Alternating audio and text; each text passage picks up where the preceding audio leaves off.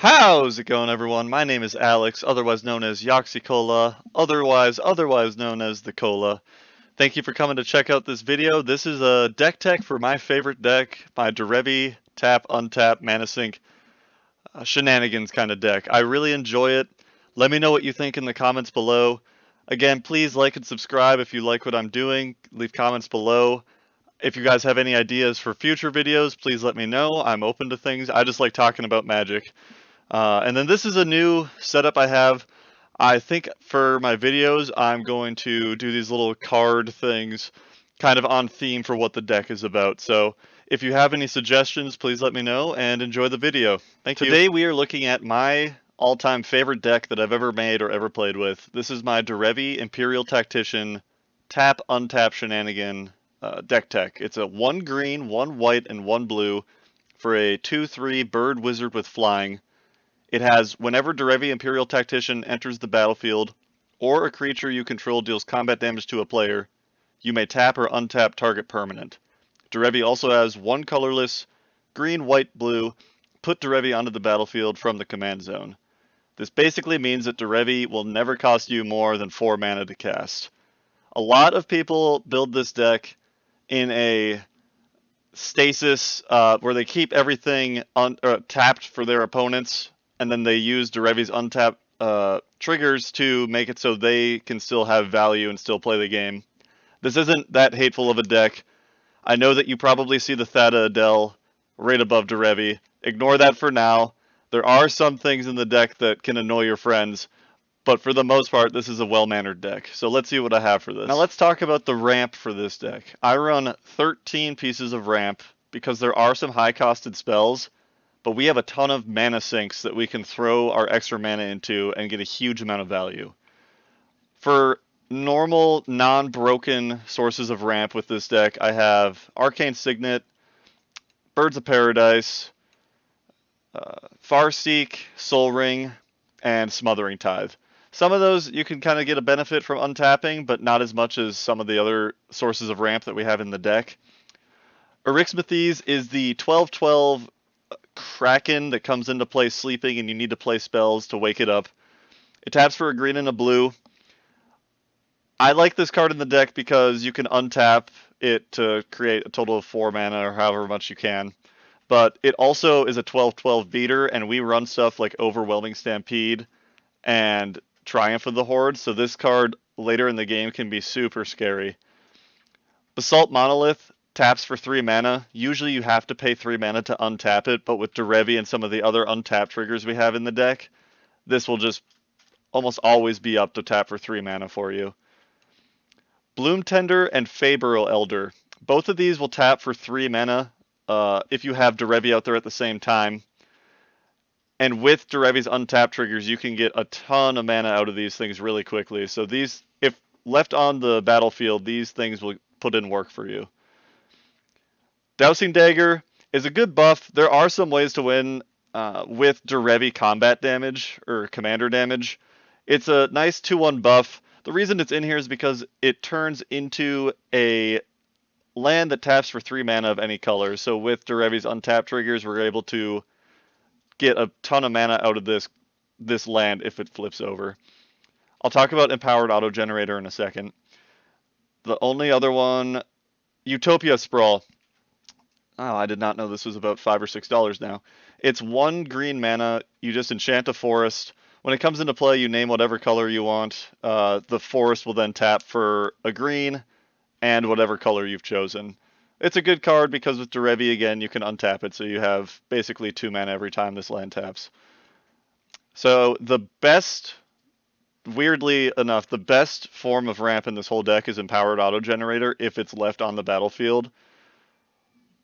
So for example, if you are, it comes in tapped, and every time you tap it, you put a counter on it, and you add X mana of any one color where X is the number of charges on it. So you can stack Derevi triggers in an interesting way. So if you put this out there on turn 4 and somehow you have 2 creatures attacking, if both of those creatures hit, you can target Empowered Auto Generator for both untap effects. So the first one will untap it, In response to the next tap being targeted to Empowered Auto Generator, you can actually tap it, put a counter on it, and then it'll untap again. So then you can tap it for 2. So just right there, you've made 3 mana. But more importantly, the next time this taps, you can tap it for 3 mana, then 4 mana, then 5 mana. With some of the enchantments and creatures that we have Thrasios in the deck. We have the enchantment that gives you angels every time you put 2 mana into it. This card can skyrocket your deck off the ground with so much value. So if this thing is not touched, it might just be game over for your opponents. So we don't want Derevi to be the only source of untapping. So we have about 7 other cards that can help out with that. Fate Stitcher and Kiyora's Follower are the 2 main untap target permanents. Fate Stitcher can also tap a permanent if you need it to. The best one in the deck, as far as untapping your own stuff, is Seedborn Muse, obviously. It untaps all permanents you control during each other player's untap step. So we're going to be able to untap all of our lands, dump our mana into the mana sinks that we have, maybe tap some creatures again that have draw effects or removal on them. It's a really strong card. This will definitely get hated off the battlefield pretty quickly, and if it doesn't, again, you're going to be set up for a good. You're going to be in a good position. Murkfiend Liege buffs your creatures, which actually again can matter because Derevi can get in there for lethal damage. It gives so +1/+1 for each blue, or on each blue, and +1/+1 for each green. And then untap all green and or blue creatures you control during each other player's untap step. Again, we have a bunch of creatures that we can gain value from, so it's a good card in the deck. I'm excited to try this card out. I just added it to the deck. It's new from Commander Legends. It's Sphinx of the Second Sun. You get an extra beginning step, or a beginning phase, which is untap, upkeep, draw. Again, we love untap effects in this deck, but this also lets us draw an extra card, too, every turn. And I know that 8 mana is a lot, but basically, if you play this in your first main phase, you get another beginning step, so you untap all your lands. So if you can get to 8 mana, it's almost like it's free, and then it's a 6/6 flyer, so it can also get in there for Derevi triggers. Wilderness Reclamation, it's a worse Seedborn Muse, but it's still really good. Untap all your lands at the beginning of your end step. And then the last one I wanted to talk about is Awakening. This one is almost as good as Seedborn Muse. The only thing is you want to make sure that you are set up in a better position than your opponents when you play this, because this is each player. At the beginning of each player's upkeep, untap all creatures and lands. This could be dangerous if you're playing against a spell-slinging instant deck, because they will basically be able to play their cards over and over and over again because of instant speed, and we let them just keep untapping their lands. So you want to kind of gauge what you're going up against before you drop this card down. Most of the time, we will be getting more benefit from it because of our untap effects and our mana sinks that we can dump stuff into. So I've been mentioning a lot of creatures and enchantments and stuff that we can put our mana into to gain a ton of value. I'm going to start talking about some of them now. There isn't just one section on this deck list of mana sinks, untap effects. They're broken up into different sections. So this one first is the card advantage section. First one is Arcanus the Omnipotent. You can tap it to draw 3 cards. Again, as mentioned before with Empowered Auto Generator, we can target one thing with multiple Derevi triggers. So if we have, again, 2 or 3 creatures that get through with combat damage while Derevi's out there, we can target Arcanus the Omnipotent with all 3 untap effects. So we would draw 3 cards, untap, draw 3 cards, untap. We would do that 4 times. We would draw 12 cards just off this and the Derevi triggers. So this is a great card. Unfortunately, it's 6 mana to get to, but that's understandable. Azami's really nice. If there are more wizards in the deck than I initially thought there were, so that's actually really nice because we can tap any wizards, and they don't even have to have haste for them to work with Azami, and you can untap Azami herself to draw cards. So if you have Seedborn Muse out there, you can tap all your wizards, draw cards, and then untap again when the next player goes to their untap step. Factor Fiction, nothing really to mention with this one. I just like this card. It's a good card draw engine in or not engine. It's just a good card draw card. Kinnan, Bonder, Prodigy, Protege, whichever, Prodigy. This could be put into the ramp section. I just have it in the card advantage section because if you really don't have much going on, you usually should, but if you don't, paying 7 mana to put a non-human creature from among the top 5 cards of your library into play is a very strong effect. There are some really good targets for that in the deck. I've kind of been on the fence about keeping this in the deck. It's done work in the past, but at the same time, I'm not sure if we could change this out for something a little better. Recurring Insight is just my favorite card draw spell. I really think if I could, I would put this in every single deck I played.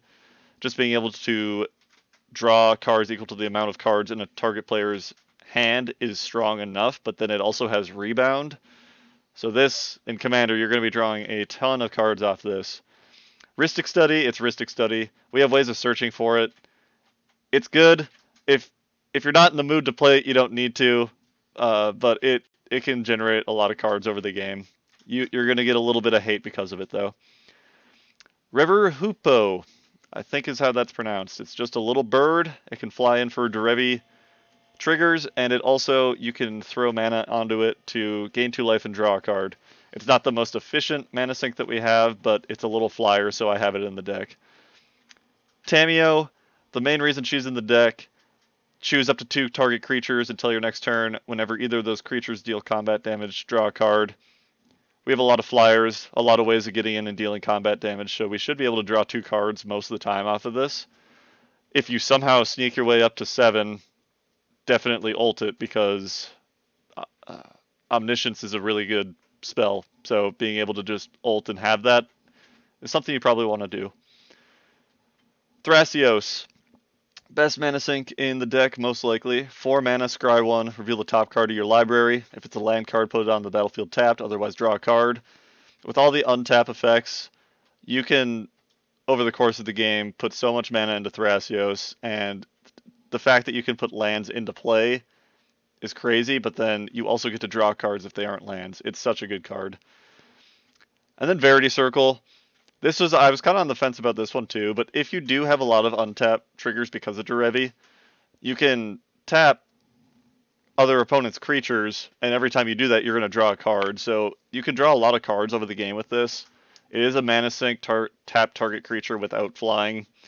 Not the best by itself, but it's a good way of drawing cards throughout the game. So the next section that we have areas to throw mana into and get some value out of is the Army Creator section. Army Creator might be a little bit of a, it's a bold name. I don't know if we're actually going to get a full army from these cards, but we can get some value. Fairy Formation, it's 5/4 flyer.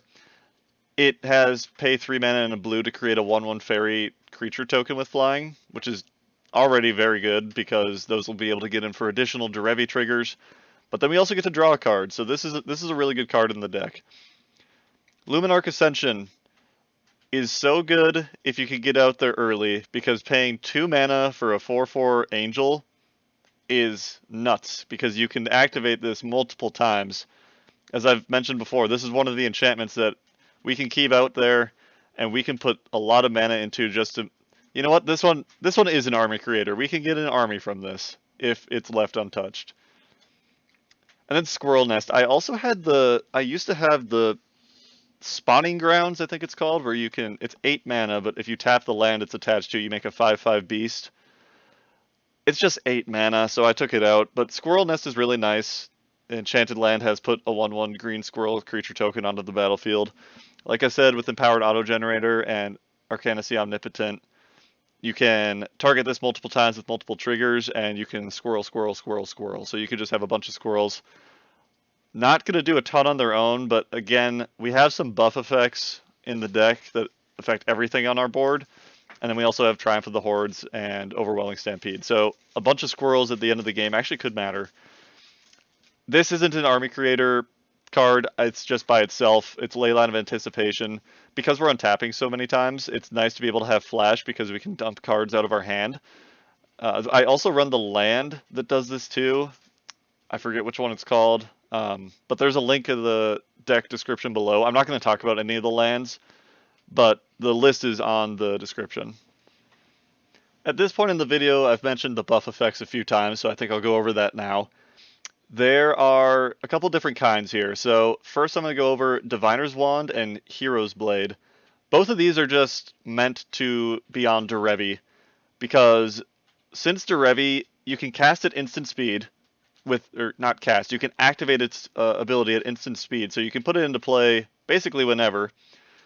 These two equipment will just attach to Derevi for free because it's a wizard and it's a legendary creature. So I like these cards in the deck because it basically means as long as the Hero's Blade is out there, Derevi turns into a 5/5 flyer instead of a 2/3, which is significant. And then Diviner's Wand, it also has pay 4 mana, draw a card. So that's just nice because of again, we're going to have so much mana throughout the course of the game. We can throw mana into that. For the rest of our board, we have stuff like Dictate of Heliod. I mentioned the squirrels earlier. It's 3/3 squirrels are better than 1/1 squirrels. This will help you get to Derevi damage if you're going for combat damage. But it also has flash, so we don't need Leyline of Anticipation or that land to throw it or put it onto the battlefield. So I just think it's a good card. It's been useful in the past for me. I've already mentioned Overwhelming Stampede and Triumph of the Hordes. If you have a problem with playing Infect, then you can definitely take this out. It's just a really good way to finish the game. And then Overwhelming Stampede, we have big creatures in the deck, like Arixmathes and the Sphinx. There's cards in the deck that can get pretty powerful. Derevi can be powerful at times too. So Overwhelming Stampede is a good way to finish the game as well. True Conviction is better than I thought it would be because since our creatures have double strike, they have lifelink too, which is great, but since they have double strike, that means double Derevi triggers. If Derevi itself is the only creature you have and it hits a player twice, that's 2 untap effects because it hit them both times. So if you have an army of things heading at someone and you have True Conviction out with Derevi, you're going to be able to untap or tap so many things. It's a really great card. And then I believe the last one I have to mention here is Colossification. Enchanted creature gets +20/+20. I mean, that's great. I love the idea that I can enchant my Birds of Paradise later in the game, and it's a 20/20 flyer. It does tap the creature when it comes into play. We do have, hopefully we can untap it with Fate Stitcher or Kiora's Follower, just so we can cast it and use it on the same turn. Otherwise, it's probably not going to make it around the table. But it's a really good card, and I think the artwork for this is fantastic. So I do have a section for protecting our deck and protecting ourselves. We have Airy Mystics, which again, it's a wizard. I didn't even think about that when it came into the deck, but I like that it is on theme. It's a mana sink, and it can give our creatures Shroud, so it'll keep our creatures into play. And it also is a flyer, so it can gain you another Derevi trigger. Arcane Denial, I just got a Commander Legends box, and I pulled the full art one, so I wanted to use it. I took something else out of the deck, and now I'm using this instead. I think it's a good counterspell because it targets whatever, and you actually get to fill your hand back up from the cost of this spell. It does let your opponent draw 2 cards, but you're usually using this to prevent yourself from you don't want to lose the game, so you're using this card, so you're fine with them having the 2 extra cards. Comeuppance, I've gotten this to work a couple times. I wish it worked with life lost and not just damage, but this could be a good one-sided board wipe if somebody comes at you with a ton of creatures. And also if somebody's playing Perforos or they're slinging red spells that do damage, you can play this to prevent that damage to you, and it does it to them instead. So this card can be really fun. I just wish it worked with life loss too, but it's really good. So I pulled a Mana Drain in my Commander Legends box. I used to have Counterspell in here, so I just switched it out. Nothing to really say about Mana Drain. It's just a really good spell.